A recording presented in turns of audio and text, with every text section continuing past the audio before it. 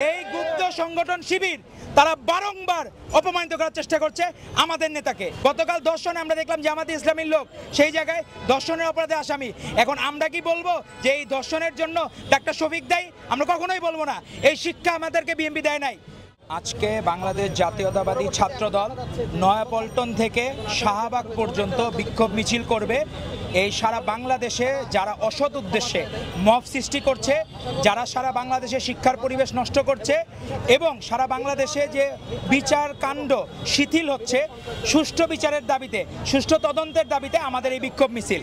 আমরা অন্তর্বর্তীকালীন সরকারকে এই জায়গা থেকে বার্তা দিতে চাই যে আপনারা শুধুমাত্র এই মিডিয়ার সামনে ভালো ভালো কথা বলবেন, কিন্তু কোনো দায়িত্ব নেবেন না।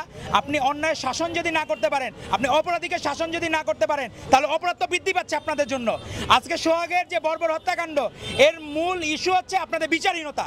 আপনারা কেন সাম্য হত্যার যখন বিচার, আপনারা সুষ্ঠু বিচার করলেন না কেন এখনো পর্যন্ত? পারভেজ যে হত্যা হয়েছে তার সুষ্ঠু বিচার আমরা এখনো পাই নাই। এর জন্যই কিন্তু একটা হত্যাকাণ্ড আরেক হত্যাকাণ্ডকে ইনিশিয়েট করে এবং এই বর্বরতা কিন্তু বৃদ্ধি পেয়েছে। আপনি দেখেন গতকাল দর্শনে আমরা দেখলাম জামাতে ইসলামীর লোক সেই জায়গায় দর্শনের অপরাধে আসামি। এখন আমরা কি বলবো যে এই দর্শনের জন্য ডাক্তার শফিক দায়ী? আমরা কখনোই বলবো না। এই শিক্ষা আমাদেরকে বিএনপি দেয় নাই। বাংলাদেশ জাতীয়তাবাদী ছাত্রদল সবসময় ভদ্রলোকের সংগঠন, ভদ্র ছাত্র সংগঠন। তারা কখনো কোনো সময় সম্মানিত ব্যক্তিকে অপমানিত করে না। কিন্তু এই গুপ্ত সংগঠন শিবির তারা বারংবার অপমানিত করার চেষ্টা করছে আমাদের নেতাকে। যখন 7ই জানুয়ারি ডামি নির্বাচন হয়েছিল, সেই ডামি নির্বাচনে 95% মানুষ ভোট কেন্দ্রে যায় নাই। কারটাকে সারা দিয়ে? এই ভারপ্রাপ্ত চেয়ারম্যান জনাব তারেক রহমানটাকে সারা দিয়ে। তখন এই ডাক্তার শফিকরা কইছিল, এই মাসুদরা কইছিল। আপনারা দেখলাম বিচারের দাবি করছেন, আপনারা সোহাগের হত্যাকাণ্ডের সেন দাঁড়িপাল্লার পক্ষে ভোট চাচ্ছেন। আপনারা কি আসলে বিচার চান না ভোট চান? কোনটা চান?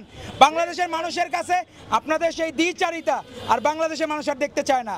বাংলাদেশের মানুষ চায় আপনারা প্রকাশ্যে আসুন, আপনারা প্রকাশিত হন, আপনারা আর এই গোপনীয়তা রাখেন না। কারণ কে সাধারণ শিক্ষার্থী, কে আসলে শিবির, সেটি আলাদা হওয়া দরকার। আলাদা হওয়া দরকার এই দেশের স্বার্থেই। কারণ একটা মানুষ যখন কারোর সাথে কথা বলবে, আমি যখন কথা বলবো, আমি ছাত্রদলকে রিপ্রেজেন্ট করি, কিন্তু যখন সাধারণ শিক্ষার্থীর লেবাসে কথা বলবে, সে আসলেই কি সাধারণ শিক্ষার্থী না শিবির, সেটি কিন্তু মানুষ বুঝে না।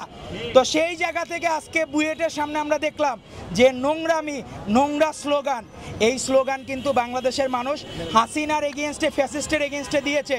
কিন্তু আপনারা যেখানে বিচারের দাবি করবেন অন্তর্বর্তীকালীন সরকারের প্রধান ডক্টর ইউনূসের কাছে, আপনারা বলতে পারেন তারা ব্যর্থ। সেই জায়গায় আমরা স্লোগানটা অবশ্যই গুপ্ত শিবির, সেই জায়গায় বিভিন্ন লেবাসে তারা এই স্লোগানগুলো দিয়েছে। এবং আমরা চাই বুয়েটের কমিটি প্রকাশ্যে আনুক। তারা বলে বুয়েটের রাজনীতি নেই, সাধারণ শিক্ষার্থীদেরকে ফ্রেমিং করে বিভিন্নভাবে অপরাজনীতি করছে। আমরা সেই সুযোগ আর তাদেরকে দিতে চাই না।